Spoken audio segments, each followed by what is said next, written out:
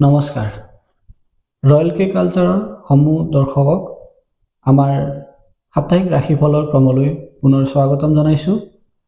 ইয়াৰ লগতে আমি আৰম্ভ কৰিছোঁ এই সপ্তাহটোৰ ৰাশিফলৰ ক্ৰম। প্ৰথম ৰাশি হৈছে মেষ। মেষ ৰাশিৰ জাতকসকলৰ ধৈৰ্য সহকাৰে প্ৰত্যেক কাম কৰিব লাগিব। 28 জানুৱাৰীৰ পৰা চন্দ্ৰমাই নতুন ঊৰ্জা আৰু সাহস প্ৰদান কৰিব। নিৰ্ণয় লোৱাত অসুবিধা হ'বও পাৰে, যদিও ব্যৱসায় বৃদ্ধি হোৱা দেখা যাব। যাত্ৰা কৰিবলৈ সুযোগ যদি পায় যাত্ৰা কৰিব পাৰে। আৰ্থিক দিশত আপোনাৰ বহুত লাভ পাব পাৰে। স্বাস্থ্যৰ ক্ষেত্ৰত মূৰ বিষ আৰু টোপনি নহাৰ সমস্যাও দেখা দিব পাৰে। প্ৰেম আৰু পৰিবাৰত যি আপোনাৰ ওপৰতল অথবা কিবা বিবাদৰ সৃষ্টি হ'ব পাৰে। উপায় হিচাপে আপুনি মঙ্গলবাৰে হনুমান মন্দিৰত এটা নাৰিকল অৰ্পণ কৰিবলৈ নাপাহৰিব। আপোনাৰ এই সপ্তাহটোৰ বাবে শুভ অংক হৈছে 2। ইয়াৰ পাছতেই আমি আগবাঢ়িছোঁ বৃষ ৰাশিৰ জাতকলৈ। বৃষ ৰাশিৰ জাতকসকলে সংযত আৰু বুজি লৈহে যিকোনো কাম কৰাটো ভাল, কাৰণ আপুনি সংযতভাৱে বহি চিন্তাধাৰা কৰি যদি কিবা কাম কৰে সেই কামত আপুনি নিশ্চয় লাভান্বিত হ'ব। কেৰিয়াৰত আপোনাৰ নতুন সম্ভাৱনা দেখা পাব পাৰে। মানসিকভাৱেও শান্তি পাব পাৰে। আধ্যাত্মিকতাত আপোনাৰ ৰুচি বাঢ়িব। কাৰ্যক্ষেত্ৰত সুচিন্তা আৰু কাম বৃদ্ধি হোৱা দেখা পাব। ভাবি চিন্তি নিজৰ পইচা নিৱেশ কৰিব, কাৰণ লোভ বৃদ্ধি হৈ আপুনি নিজৰ ধন হানিও কৰিব পাৰে। পেট আৰু বাহু বিষৰ সমস্যাই দেখা দিব পাৰে। আপোনজনৰ সৈতে বাদ বিবাদ আদিও হ'ব পাৰে। উপায় হিচাপে আপুনি শুক্ৰবাৰে মা লক্ষ্মীৰ মন্দিৰত গোলাপ ফুল অৰ্পণ কৰিব পাৰে। আপোনাৰ এই সপ্তাহটোৰ বাবে শুভ অংক হৈছে 4। ইয়াৰ পাছতেই আমি আগবাঢ়িছোঁ মিথুন ৰাশিৰ জাতকলৈ। মিথুন ৰাশিৰ জাতকসকলে স্পষ্ট চিন্তা আৰু ধৈৰ্য সহকাৰে আগবাঢ়িব লাগে। আৰ্থিক ৰূপত আপুনি সক্ষম হ'ব যিকোনো কাম কৰিবলৈ। যিকোনো ডাঙৰ কাম কৰাৰ আগত কোনো বিশেষজ্ঞৰ উপদেশ ল'বলৈ নাপাহৰিব। 30 জানুৱাৰীৰ পাছৰ পৰা আপুনি যাত্ৰা কৰাৰ কথা ভাবিব পাৰে। আপোনাৰ ছাল সম্বন্ধীয় ৰোগে আপোনাক দেখা দিব পাৰে। প্ৰেমত যদি আপোনাৰ কিবা গোপন কথা আছে মনত নাৰাখিব। আপোনাৰ প্ৰেমিক অথবা প্ৰেমিকাক প্ৰত্যেক কথা খুলি কৈ দিলে ভাল। এই উপায় হিচাপে আপুনি বুধবাৰে গণেশ মন্দিৰত দুবৰি অৰ্পণ কৰিবলৈ নাপাহৰিব।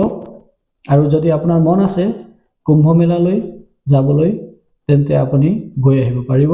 আপোনাৰ এই সপ্তাহটোৰ বাবে শুভ অংক হৈছে 7। ইয়াৰ পাছতেই আমি আগবাঢ়িছোঁ কৰ্ক ৰাশিৰ জাতকলৈ। কৰ্ক ৰাশিৰ জাতকসকলে ভাৱনাত সংযম ৰাখি আপুনি নতুন সুবিধা লাভ কৰিব পাৰিব। ইয়াৰ অৰ্থ হৈছে আপুনি ভাবি চিন্তি যিকোনো কাম কৰিলে সেই কামৰ পৰা অৱশ্যে আপুনি লাভ পাব আৰু মানসিকভাৱেও আপোনাৰ শান্তি লাভ কৰিব পাৰে।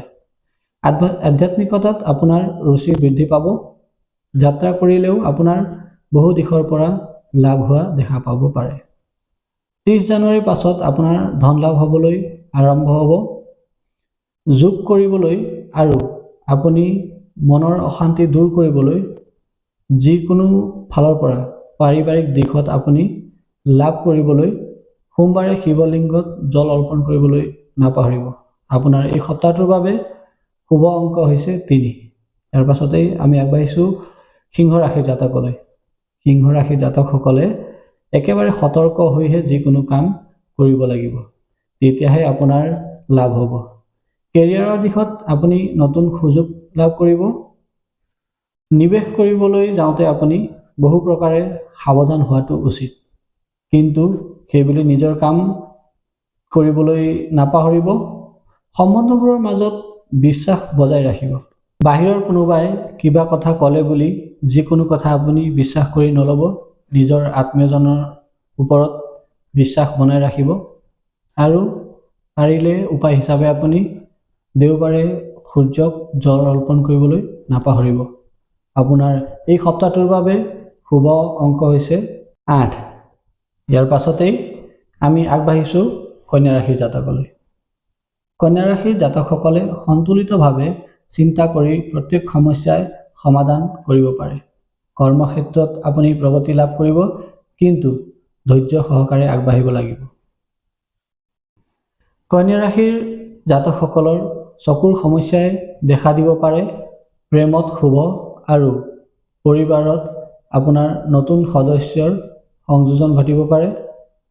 উপায় হিচাপে বুধবাৰে আপুনি বিষ্ণু ভগৱানৰ মন্দিৰলৈ গৈ আহিব পাৰে। আপোনাৰ এই সপ্তাহৰ শুভ অংক হৈছে 1। ইয়াৰ পাছতেই আমি আগবাঢ়িছোঁ তুলা ৰাশিৰ জাতকলৈ। তুলা ৰাশিৰ জাতকসকলে সন্তুলন বনাই ৰাখি কাম কৰাটো উচিত, কাৰণ আপোনাক নতুন সুযোগ প্ৰাপ্ত কৰিবলৈ আপোনাৰ প্ৰত্যেক কামৰ মাজত সন্তুলন বনাই ৰাখিবই লাগিব। মনত নতুন চিন্তাই বাস কৰিব, লগতে কেৰিয়াৰতো ভাল হোৱা দেখা পাব। স্বাস্থ্যৰ ক্ষেত্ৰত আপোনাৰ ওজন বৃদ্ধি পাব পাৰে। আপুনি পৰাপক্ষত খোৱা বোৱাত অলপ ধ্যান দিয়াটো উচিত। প্ৰেম আৰু পৰিবাৰত মধুৰতা আহিব। উপায় হিচাপে আপুনি শুক্ৰবাৰে মা লক্ষ্মীৰ পূজা কৰিব পাৰে। আপোনাৰ এই সপ্তাহৰ শুভ অংক হৈছে 5।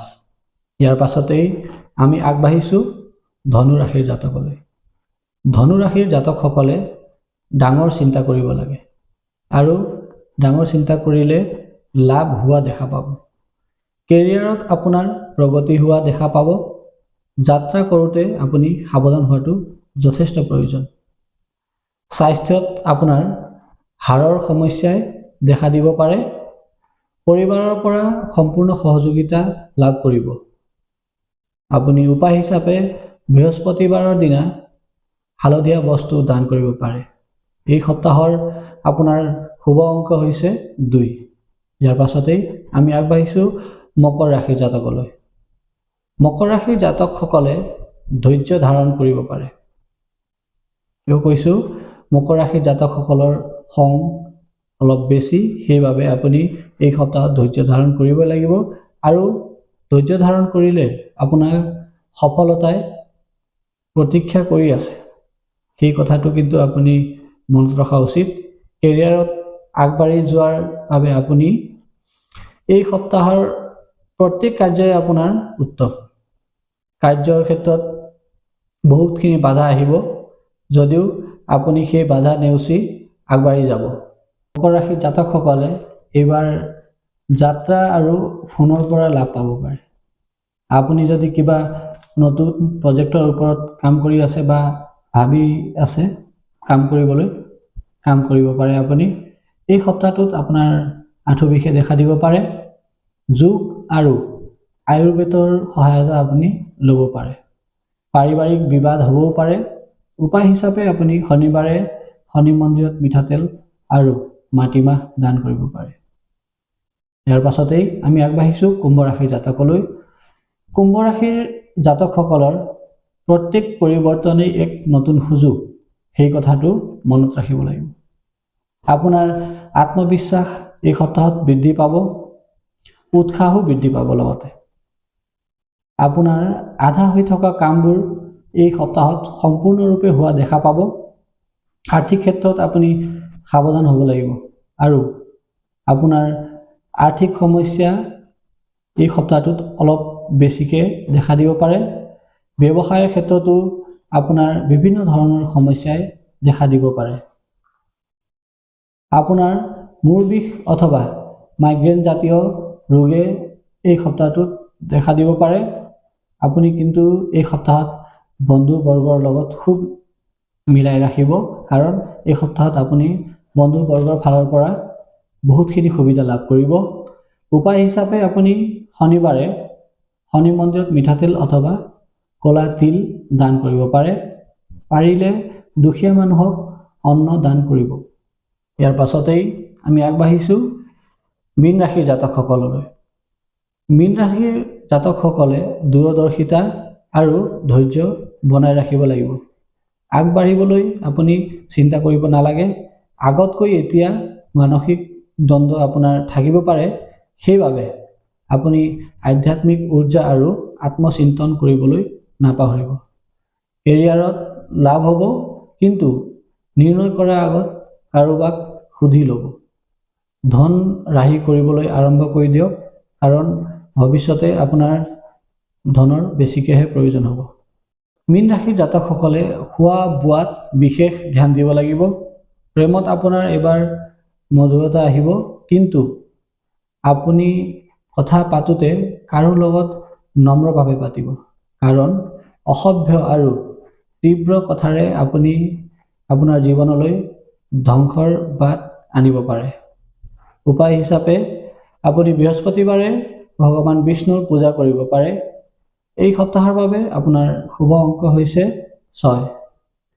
আপুনি ভাবিছে চাগে বৃশ্চিক ৰাশি আজি কিয় পোৱা নাই বুলি।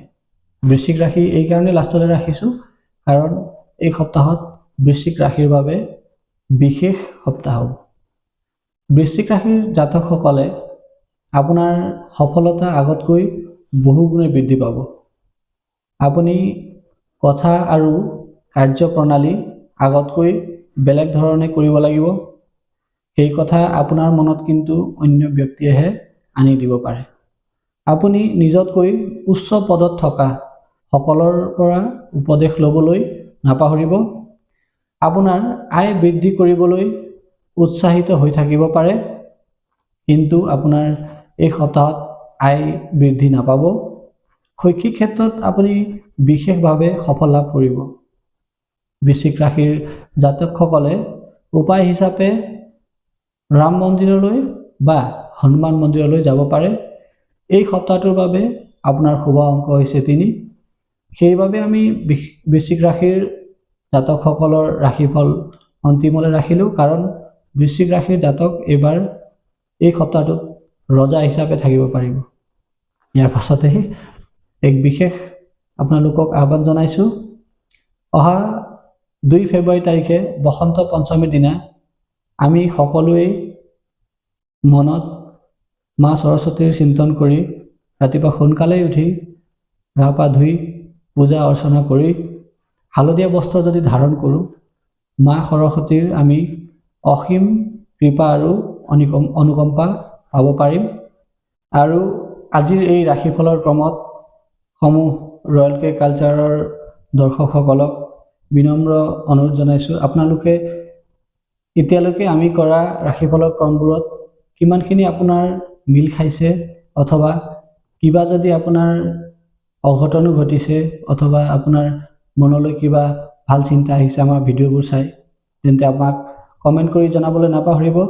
লগতে আমাৰ ৰয়েল কে কালচাৰৰ পেজটো ফ'ল' কৰিবলৈ নাপাহৰিব। ইয়াকে কৈ আজি আপোনাৰ ওচৰত আমি বিদায় মাগিছোঁ।